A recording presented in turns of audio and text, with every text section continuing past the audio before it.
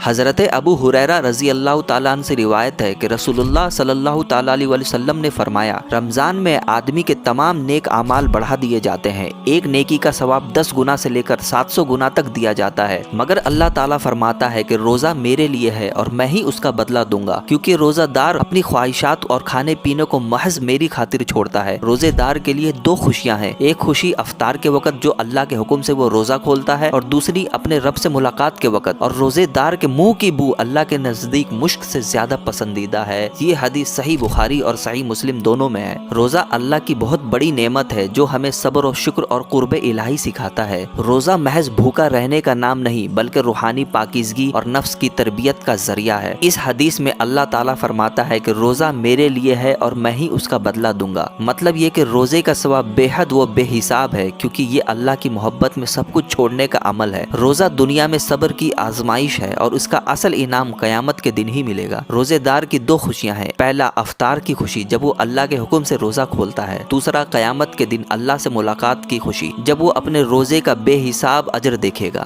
روزے کی برکتیں: روزہ نفس کو قابو میں رکھتا ہے اور گناہوں سے روکتا ہے۔ روزہ جسم کے ڈیٹاکس کرتا ہے اور معدے کو آرام دیتا ہے۔ روزہ اللہ کے قریب کر دیتا ہے کیونکہ بندہ صرف اللہ کے لیے کھانے پینے سے رکتا ہے۔ روزہ ہمارے لیے ایک نعمت ہے، ہمیں چاہیے کہ اسے صرف بھوک پیاس کی حد تک نہ رکھے بلکہ اپنی زبان، آنکھ، کان اور دل کو بھی برائی سے بچائیں۔ یا اللہ ہمیں روزے کی برکت نصیب فرما اور ہمارے روزے کو اپنی بارگاہ میں قبول فرما۔ قرآن پاک کی ایک آیت ہے، اے ایمان والو تم پر روزہ فرض کیا گیا ہے جیسے کہ تم سے پہلے لوگوں پر فرض کیا گیا تھا تاکہ تم متقی اور پرہیزگار بن جاؤ۔ تو دوستو، اتنا پیارا مبارک مہینے کو اگر آپ غفلت میں گزاریں گے تو یقین مانیے آپ اپنا نقصان کر رہے ہیں۔ اس ماہ رمضان المبارک میں زیادہ سے زیادہ نیکیاں کریں، لوگوں کو کھانا کھلائیں، صدقہ دیں، اپنے آپ کو قابو میں رکھیں، اپنے نفسیات کو قابو میں رکھیں۔ انشاءاللہ اس مہینے کی برکت سے آگے کی لائف آپ کی بہت اچھی ہو جائے گی۔